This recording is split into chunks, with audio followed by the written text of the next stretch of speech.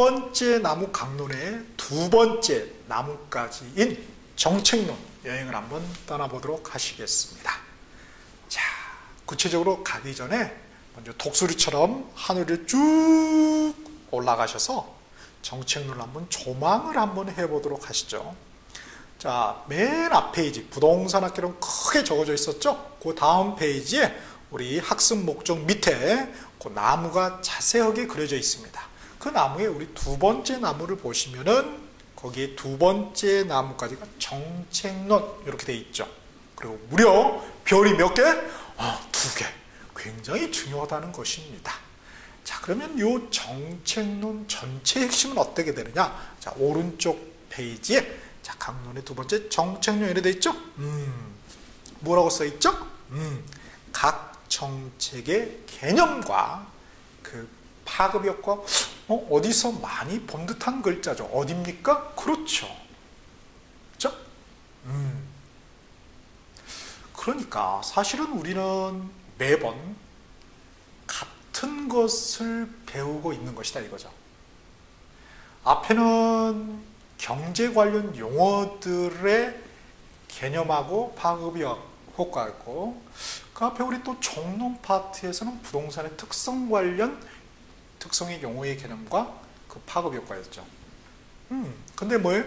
테마만 달라지는 것 뿐이다 이거죠. 사실은 계속 같은 걸 배우고 있는 것이다. 굉장히 쉽네요. 그러니까. 자, 그래서 우리 그 다음에 이렇게 그죠? 무한대 표시가 되어 있죠. 그런데 제가 이제 연계다. 그러면 이 정책론은 무엇과 연계되느냐? 그래서 곰곰이 보니까 이거는 앞에 우리 경제론 그리고 시장론하고 연계되더라 이거예요.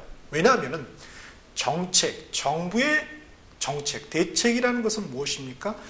경제에 개입하는 것이고 그 경제가 흘러가는 시장에 개입하는 거죠. 그렇죠? 그러니까 당연히 이 경제론하고 연계될 수밖에 없을 것입니다.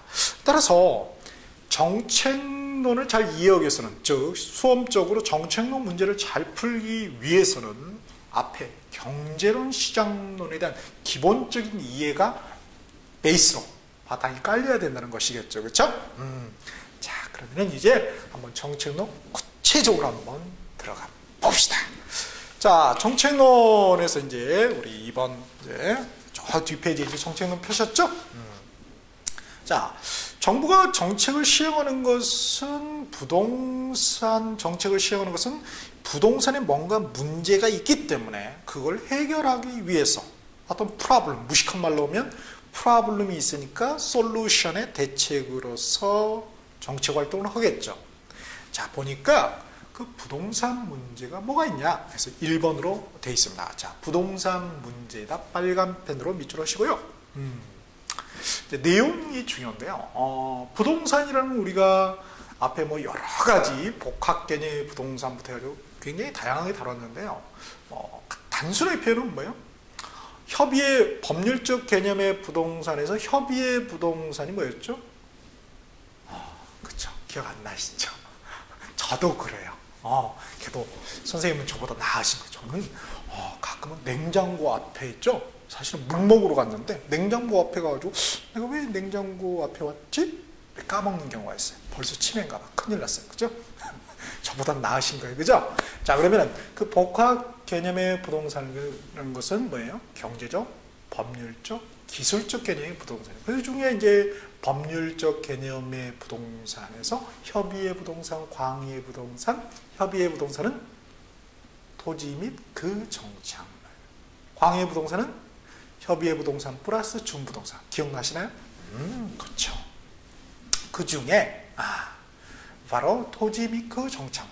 그러니까 부동산은 좋게 보면은 토지하고 그 정착물의 대표적인 게 건물. 건물 중에서 주택이 되겠죠. 가장 기본적인 거. 그래서 보니까 부동산 문제도 역시 토지 문제가 있고 주택 문제 이렇게 이제 크게 나눠지죠. 자, 토지 문제 중에서 이제 니은번에 보시면은 직가구 폐단이다, 직가구 문제다 이렇게 되어 있습니다. 자, 요거에 대한 자세한 것은 우리 다음 페이지 날개 박스에 보시면 직가구 거기다가 빨간 펜으로 밑줄 쫙 그시고요. 땅 짓자 값 같자. 땅의 가격이 높아. 근데 뭐 높아도 너무 높아. 요게 뭐다? 집가고다. 너무 높은 건 문제죠, 그렇죠?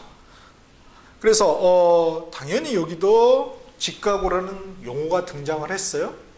그럼 개념이 뭐고? 파급 효과가 뭐냐? 뭐 크게겠죠. 뭐 별거 있겠어요?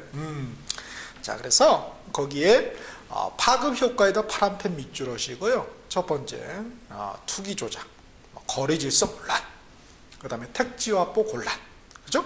그래서 이 세 개의 또 부차적인 내용이 나와 있고, 그 다음에 세 번째가 직주분류, 직장과 주택이 분리가 된다. 그래서 우리 서울 도심은 너무 비싸다 보니까 어떻게 됩니까? 직장은 서울 도심에 있는데, 그죠? 우리 주거지는 어떻게 됩니까? 외곽에서 어떤 베드타운 현상도 나타나고 그렇죠. 그게 바로 뭐예요? 집가고의 파급 효과다. 그래서 우리가 사실 현실 생활에서 직접적으로 느끼고 있는 것들입니다. 실은. 그게 이제 괜히 이렇게 집가고 그러니까 왠지 고가처럼 느껴지고 그럴 뿐이지 별거 아니다. 실은. 자, 그 다음에 이제 두 번째가 크게 이제 정책 활동의 목적 이렇게 되어 있죠. 문제가 있으니까 활동을 하죠. 활동의 목적이 뭐다? 문제를 해결하기 위해서. 그렇죠? 문제를 해결하기 위해서. 자, 그래서 정책 활동의 목적에다가 빨간 펜으로 밑줄 하시고요. 거기에 파란 펜으로 효율성, 형평성 밑줄 쫙 그읍시다. 자, 효율성을 위한 경제적 기능이다. 그래서 앞에 시장이 제대로 굴러가야 되는데 제대로 못 굴러가. 실패. 그걸 갖다 뭐라고 했습니까? 그렇죠. 시장의 실패. 그걸 해결해요. 그러니까 시장이 효율적으로 돼야 되는데 효율적으로 되지 못하는 거죠. 그러니까 그 효율성을 해결하기 위해서 정책 활동을 한다. 첫 번째가. 그 예가 이제 우리 토지 정책에 이제 다음 페이지 밑에 나오겠지만은 지역 지구제라는 게 있습니다. 그 다음 형평성이다. 형평성은 가로에 보니까 정치적으로 사회적 목표를 달성하기 위해서 시장은 잘 굴러가요, 그죠? 큰 무리수는 없어. 그런데 어떤 좀 뭐랄까 사회적 약자라고 그럴까 그런 어떤 측면이 없는 그분들을 이제 보호하기 위해서 뭐 임대료를 보조해 준다 이런 것들이죠, 그렇죠? 이런 거는 뭐예요? 시장의 실패는 아니지만은 어떤 그런 정치적 목적에 의해서 그래서 형평성을 달성하기 위해서 정부가 개입한다 이거죠. 그래서 이렇게 효율성, 형평성 밑에 보면 또 이게 부동산학의 추구 가치다 또 이렇게 나와 있죠. 그래서 요거는 뭡니까? 우리 일상평화를 잘 구별해야 되는 거예요. 효율성하고 형평성, 우리가 뭐 성장이냐 분배냐 뭐 이런 개념하고 비슷하죠. 그래서 이렇게 일상평화인데 흔히 쓰는 말인데 이렇게 반대말이 있는 경우 그걸 서로 뒤바꾸게 되면은 틀린 부분. 그게 이제 출제자의 코드죠. 그래서 개론이 사실은 굉장히 쉽습니다. 실질적으로 어떻게 보면 이제 그런 관점에서 본다면은. 오케이? 그 다음에 이제 요 집안을 구별할 수도 있죠. 그렇죠? 뭐 효율성을 위한 경제적, 뭐 지역지구제는 뭐 형평성을 위한 제도이다. 집안을 이렇게 틀리게 해가지고, 이렇게 또 집안을 구별할 수 있는지 이렇게 출제자는 묻고자 하는 것이죠. 자, 그러면은 정말 중요한 것은 우리 뭐예요? 각 부동산 정책의 개념하고 그리고 파급 효과입니다. 자, 크게 보니까 토지 정책이 있고 건물 정책이 있다고 그랬죠? 자, 건물 정책에서는 특히 이제 주택, 그죠? 자, 밑에 토지 정책 돼 있죠? 자, 토지 정책에다 형광펜으로 밑줄 쫙 하시고요.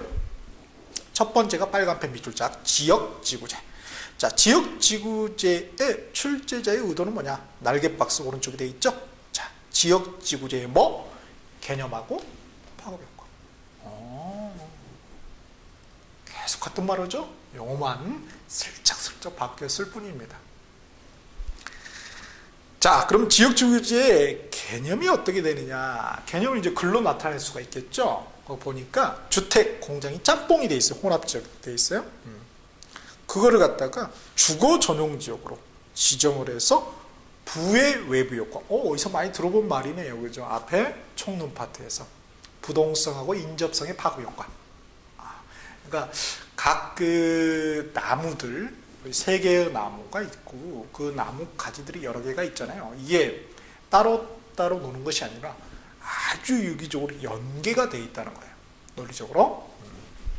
그래서 부의 외부 효과를 제거하기 위한 제도다. 정의 외부 효과가 아니라 뭐예요? 부의 외부 효과라. 그게 뭐다? 지역 지구지의 개념이 되는 것입니다. 글러서 그래서 정부의 무슨 개입입니까? 시장에 간접적 개입이다.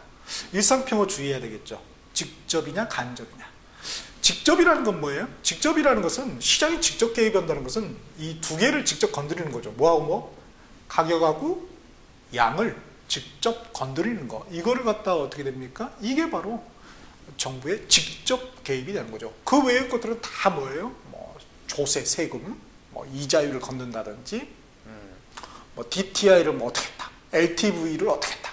이런 것들은 다 뭡니까? 간접적인 개입입니다. 정부가 뭐 PQ를 건드는 건 아니잖아요. 그렇게 하니까 PQ가 뭔가 변동이 있는 것 뿐이죠. 오케이? 그러니까 이해하면 뭐 특별히 외울 것도 사실은 없어요. 자, 다음 페이지 보시면은 이제 단기 효과하고 장기 효과가 나왔죠. 자, 단기 효과, 장기 효과 파란 펜으로 밑줄을 하시고요. 이제 파급 효과를 장단기로 구별해서 이제 보고자 하는 거예요. 자, 단기 효과 보니까 주택 가치가 당연히 올라가겠죠. 막 매연이 있었는데 이제 쾌적한 주거지역이 되는 거죠. 그러니까 당연히 수요는 증가되죠. 그렇죠? 수요는 증가된다. 요거를 그림으로, 요거는 이제 글로 표현한 거죠. 파급 효과를 글로 표현한 건데, 그림으로, 그러니까 이 그림, 수요 곡선, 공급 곡선, 이 시장이라는 그림을 통해서 한번 우리 정리해 볼까요? 자, 뭐라고 되어 있어요? 주택 가격 가치가 올라가니까 수요가 증가된다. 가격은 원래 그대로 있는 거죠. 그렇죠? 단지 뭐 공장만 없어지고 주거용지가 전용적으로 된다 이거예요. 그러니까 우리 앞에서 봤듯이 이거는 혹시 기억나시려나 모르시겠네요. 우리 변화에서, 경제론에서 수요량 변화가 있었고 수요 변화가 있었죠. 같은 말 다른 말? 그렇죠. 다른 말이었죠. 거기에서 무슨 변화일까요? 이게는 그 재화의 가격, 주택 가격이 변했나요? 안 변했죠. 그대로 있는 거죠. 주택은 단지 뭐예요? 제도가 바뀐 거죠. 토지 정책, 정책은 제도죠. 그게 바뀌어서 시장에 어떤 파급 효과를 가져요. 그 재화 가격 외의 요인에 의해서 수요량이 결국은 증가됐다, 변했다. 그러니까 뭐예요? 결과는 똑같죠. 수요량 변화, 수요량 증가 감소. 결과는 똑같지만 그 원인에 의해서 차이가 난다. 그래서 이거는 뭐예요? 그렇죠. 수요 변화가 되겠죠. 수요 변화에서 증가 감소, 변화는 증가 감소가 있죠. 수요 증가가 되겠죠. 그러면 수요가 증가하려면은 수요 곡선 자체가 이동을 해야 되는 거죠. 그죠? 가격은 그대로여야 돼요. 가격은 그대로여야 돼요. 이동하려면은 우리가 상하 좌우, 수요가 증가됐다는 것은 수요 곡선이 일단은 좌입니까 우입니까? 그렇죠. 우죠. 우측으로. 그렇죠. 그리고 요 밑입니까? 위쪽입니까? 위쪽이죠. 그러니까 어떻게 돼요? 우상향. 우상향하는 곡선이 되는 거죠. 그걸 이제 이렇게 그려볼 수 있는 거죠. 이게 이제 D-가 되겠죠. 이렇게. 오케이? 그러니까 당연히 가격은 이제 이거에 따른 파급 효과라서 이제 이 가격이 이제 변하는 거죠. 그쵸? 가격이 P-로 이렇게 가격이 어떻게 됩니다? 인상이 되겠죠. 그렇죠? 가격이 올라가요. 그러니까 기존의 주택을 가진 사람은 뭐야? 웬 땡이냐 이거죠. 땡 잡았다 그러면은 좀 없어 보이잖아. 그러니까 뭐야? 초과이윤. 이렇게 그죠? 초과이윤을 획득한다. 자, 거기에다가 빨간 검정펜으로 비추어죠. 초과이윤 획득. 그러나 이제 장기적으로 이거 돈이 돼? 그러니까 어떻게 됩니까? 이제 단기적으로는 바로 공급이 되지는 못하겠지만 장기적으로는 뭐 이제 거기 공장 떠난 데에 뭐가 들어서겠어요? 그렇죠. 주택이 들어서겠죠. 뭐 가만히 놔두겠어요? 가격이 올라갔으니까. 그러니까 당연히 뭐예요? 공급이 증가가 되겠죠. 그렇죠. 공급이 증가돼. 공급이 증가가 된다. 그러면 어디까지 증가가 될 거냐? 어디까지? 공급이. 자, 공급이 계속 증가되는데 요거 가격 맞춰줄 때까지, 그쵸? 기존에 요 정도까지는 이 증가되겠죠. 이렇게 공급이 이렇게 S 다시. 그래서 요 P0 요 선까지는 공급이 되겠죠. 그죠? 그거 이해하면은 뭐예요? 의미가 없는 거죠. 그렇죠? 딱 요까지. 자, 요렇게 되는 것이다. 그래서 결국은 요만큼의 요 초과 이윤이 어떻게 됩니까? 없어지게 되는 거죠. 자, 그래서 검정펜으로 초과 이윤 소멸에다 검정펜 밑줄 작업시다. 오케이. 자, 이렇게 된다는 거예요. 지역지구제를 시행하면은 장기적, 단기적 이런 효과를 이렇게 그림으로도 우리가 설명할 수 있고 이해할 수 있겠구나. 오케이. 자, 그런데 문제는 말이죠. 다음 페이지 보시면은 맨 위에 장기적 주택 가격 또는 가치 하락 정도입니다. 자, 우리가 지금 이렇게 그린 수요 곡선, 새로운 수요 곡선하고 새로운 공급 곡선의 여기는 어떻게 됩니까? 그거는 뭘 전제로 맨 마지막 칸에 그 비용 불변 산업 또는 비용 고정 산업이라는 걸 전제로 해요. 여기서 비용이라는 건 밑에 필기체로 되어 있죠. 생산 요소의 비용을 말한다. 건축자재 이런 게 안 올랐을 때. 그렇죠? 그거를 전제로, 그러니까 경제학이라는 것은 항상 어떤 전제를 깔고 가는 것입니다. 전제를. 다른 것은 변화가 없다. 그랬을 경우에 어떻게 되냐 이거죠. 그래서 불변 고정인 산업은 원래 수준, 그러니까 P0까지 이렇게 하락을 하겠죠. 원래 수준까지 이렇게 하락을 할 것입니다. 자, 문제는 비용 증가 산업은 뭐예요? 원래 수준보다 높은 수준에서 규정을 이룬다. 자, 그것은 무슨 말이냐면요. 원래 수준보다 높은 수준이면은 여기 이렇게 공급이 되는데 아무래도 가격이 올라가니까 원자재 가격, 건축자재 가격이 올라가니까 요 정도 선에서, 그죠? S2 다시 요 정도 P 다시 요 정도 선에서 균형을 이룰 것이다. 이런 말입니다. 이렇게 여기에서 이퀄리브리엄이 달성이 될 것이다. 이런 의미죠. 그렇죠? 그 다음에 비용 감소 산업. 이거는 당연히 뭐 원래 수준보다 원래 수준이 P0잖아요. 여기보다 더 공부할 수 있겠죠. 그렇죠? 더 공부할 수 있겠죠. 그러면 S3 다시가 되겠죠. 그러면 요 정도 선에서 균형을 이루어요. P3 다시.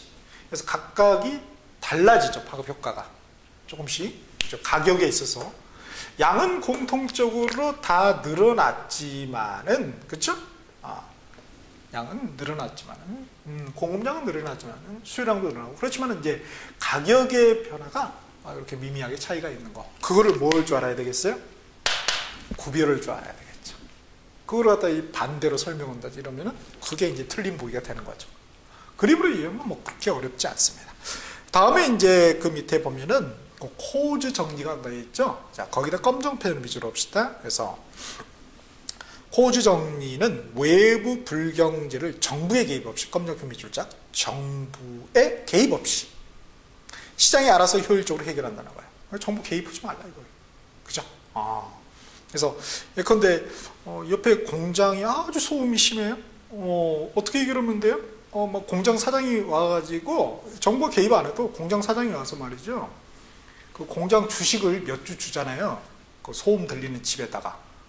그 다음에는 원성이 없어집니다. 그 다음 날부터는, 저녁부터는 그 소음이 뭘로 들리기 시작해요? 그쵸. 돈 소리로 들리기 시작해요. 그러니까 잠도 자라. 자장가야.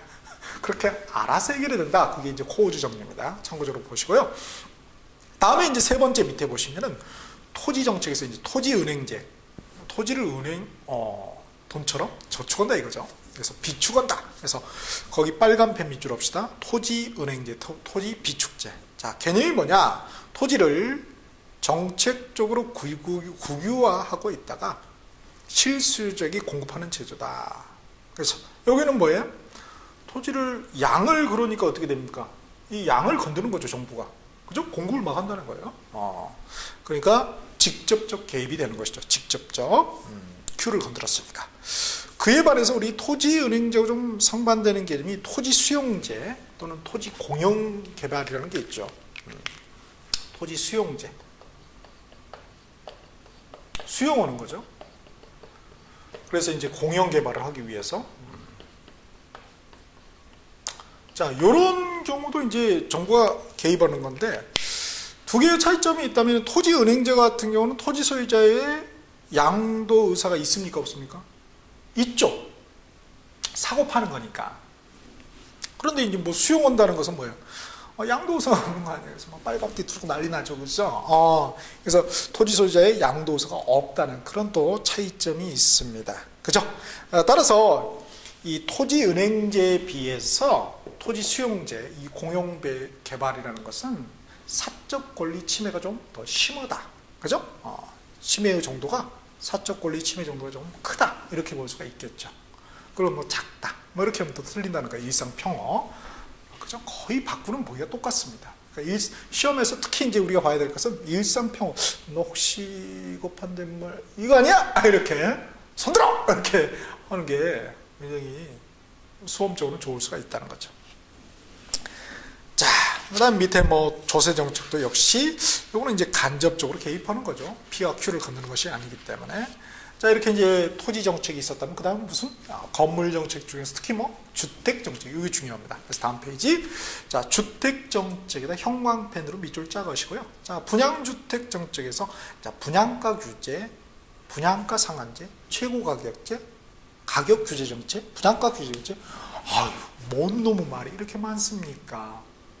우리 앞에 부동산의 특성 했을 때도 굉장히 다른 표현들이 많았죠. 같은 의미인데 다른 용어들을 쓰는 거예요. 알아둬야 된다, 그냥 무시해도 된다, 알아둬야 됩니다. 왜? 출제 교자가 어떤 말을 쓰는 교수님 들어갈지 모르니까. 사실 이제 아직은 부동산학이 제대로 정립이 안 됐다 이렇게 볼 수도 있겠죠. 여튼 별개라고. 자, 분양가 규제부터 해서 밑에까지 거기 그 선을 갖다 라인을 빨간 펜으로 밑줄 쫙 그으시고, 자, 여기 출제자 의도는 뭐냐 보니까 가격 규제 정책 같은 말이죠. 그러니까 첫 번째 점, 시장의 뭡니까? 파급효과. 계속 같은 말이죠. 그 다음에 두 번째, 그 파급효과인 초과 수요량을 계산할 수 있는가? 근데 이거는 이미 우리가 다 다뤘죠. 최고 가격제.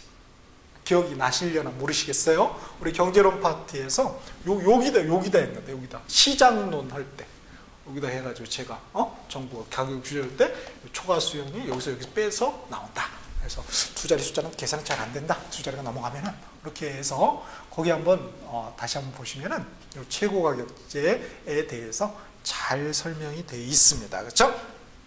자, 그래서 분양가 규제는 자, 검정펜 밑줄 하실까요? 균형 가격보다 낮은 가격으로 최고가 설정. 시장의 균형 가격 P0보다 낮은 가격. 그러니까 이렇게 되겠죠. 이렇게. 그죠? 그러니까 요만큼 뭐가 발생돼요? 밑에가 초과, 그렇죠? 수요.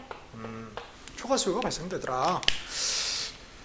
그래서 보니까 밑에 또 보시면 공급자 수익이 당연히 감소되겠죠. 그만큼 못 받게 하니까. 그러니까 당연히 공급도 감소되고, 공급이 애초에 이 정도 했다가 이 정도로 확 줄어버리죠. 그죠?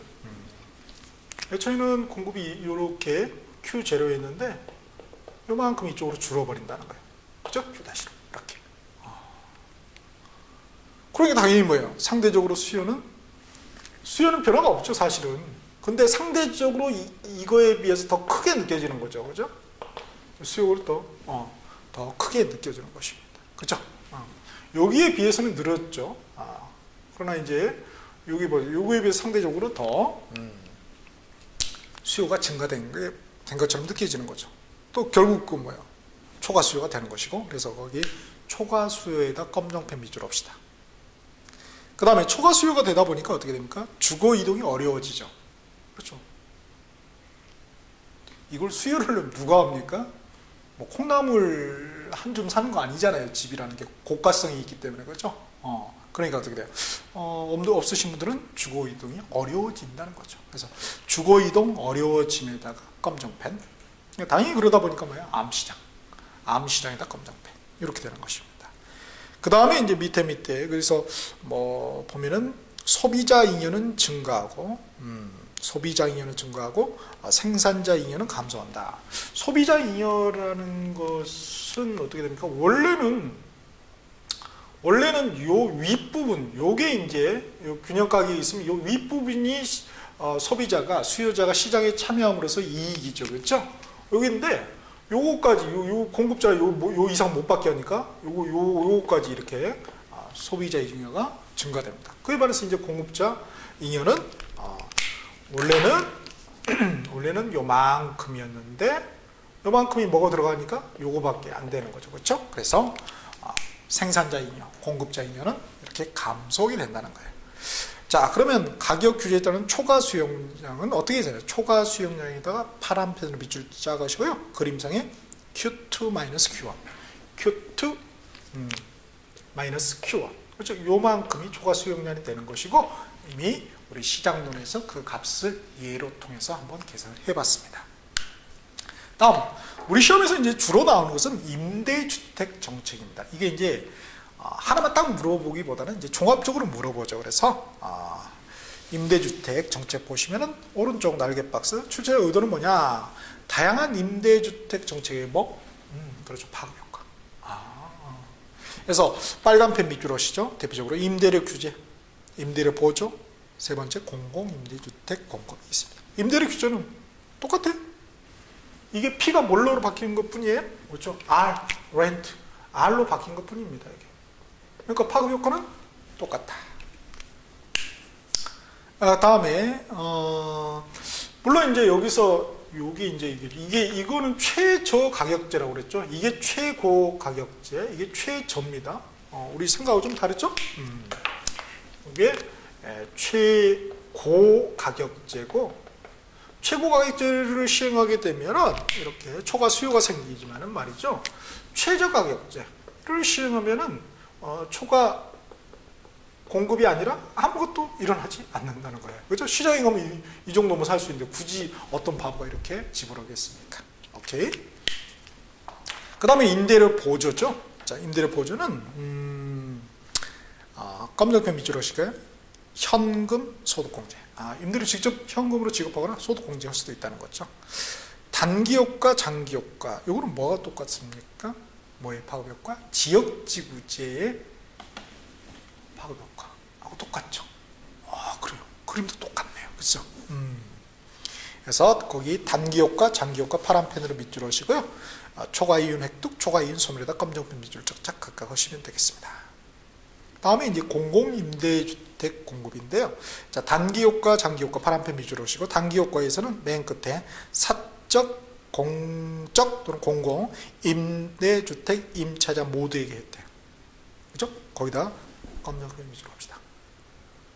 공공임대주택이 아무리 임대료 쌀 거 아니에요. 그렇죠? 그러니까 사적 임대주택의 그 임대료도 떨어질 수밖에 없겠죠. 이게 유산 들어오면 물리니까. 그렇죠? 안 가게 열리면 낮추는 수밖에 더 있어요. 그러니까 그 임차인들, 임차자들 다 공이 혜택이 돌아갔죠. 그에 반해서 장기적인 효과는 이제 이게 장사가 안 돼, 사적 임대, 그렇죠? 별 볼 일 없는 거야. 그러니까 뭐야? 공급이 감소되겠죠. 그러다 보면 장기적으로 어떻게 돼요? 자, 검정펜 밑줄 합시다. 두 번째 줄에 사적 임대주택 공급자의 초과이윤. 그렇죠? 다시 초과이윤이 발생되죠. 그 다음에 마지막 장기 공급량의 검정펜 밑줄 하시고, 사회 전체 공급량 검정펜 밑줄 불변. 이거 똔똔이 되는 거죠. 이게 감소되고 이게 없는 게 생겼으니까 똔똔이 된다는 거죠. 그래서 밑에 당구 표시 보면은 공공임대주택의 공급은 사적 임대주택 시장에서 수요의 탄력성을 높일 수 있다. 뭘 높일 수 있다? 수요의 탄력성. 검정펜으로 밑줄 합시다. 주도권을 임차인들이죠. 임차인들이 수요자잖아요. 그죠? 주도권을 쥐게 되는 것이죠. 다음 오른쪽에 날개 박스는 주택 바우처에도 파란 펜을 밑줄 그으시고요. 검정펜, 현금 대신 쿠폰. 이게 바우처라는 것이고요. 다음 페이지 날개 박스에 보시면 주택의 여과 과정이죠. 이게 이제 종종 나옵니다. 거기다 빨간 펜 밑줄 그으시고, 상향 여과 있고 하향 여과 있다. 파란 펜 밑줄 그으시고요. 상향 여과는 상위 계층으로 이렇게 전환되는 것이고, 하향 하위 계층으로. 그래서 당구 표시 두 번째 보시면은 하향 여과도 뭐가 아니다? 자, 검정펜, 시장의 실패가 아니다. 주의하세요. 자연스러운 현상인 거죠. 그 다음에 이제 기타 정책으로 금리 이자율 정책, 세금, 조세 정책이 있습니다. 그 세금, 조세 정책 둘 다 어떻게 됩니까? 간접적인 시장 개입 수단이다. P와 Q를 건들지 않는 것이니까. 그 다음에 세금은 이제 당연히 둘 다 이렇게 방향이 같게 나타나게 되죠. 이것도 마찬가지로 세금은 세율이죠. 그러니까 이거는 뭡니까? 수요 변화, 공급 변화가 되겠죠. 수요량 변화, 공급량 변화가 아니라 그지하 가격은 그대로인데 조세 정책이 변화했다는 거니까 거기에 출제자들은 날개박스, 역시 파급 효과. 그 다음에 이제 좀 계산 문제가 있네요. 요게 이제 마지막에 탄력성과 조세 기차겠죠. 거기다 빨간펜 밑줄 짜가시고요. 그거를 네모 박스로 파란펜 읍시다. 수요의 가격 탄력성분의 공급의 가격 탄력성 이코르 공급자 부담분의 수요자 부담분이 된다는 거죠. 그렇죠? 예컨대 수요의 그 가격 탄력성이 1이고 공급의 가격 탄력성이 2다. 그러면은 거기 공급자 부담분은 어떻게 됩니까? 공급자 부담분이 밑에니까 3분의 요 1만큼 부담하는 거죠. 그렇죠? 수요자 부담분은 3분의 요 2만큼 1 플러스 2는 3이 되죠. 그 전체 이렇게 된다는 거. 그리고 파란펜 밑줄 수요가 밑에 탄력적일 때 수요자의 부담은 작아지죠. 주도권을 쥐게 되니까 공급자는 부담이 더 커지고 공급이 탄력적일 때는 또 이렇게 반대로 되고 그 다음에 오른쪽 마지막으로 수요가 완전 탄력적일 때는 어떻게 돼요? 수요가 완전 탄력적이다. 수요자가 완전히 칼자루 쥐는 거죠. 주도권을. 그러니까 뭐예요? 그렇죠. 모두 공급자가 부담하게 된다. 부담을. 그래서 자 이렇게 해서 한번 우리가 정책론의 각각의 용어의 개념하고 파급 효과를 한번 살펴보았습니다.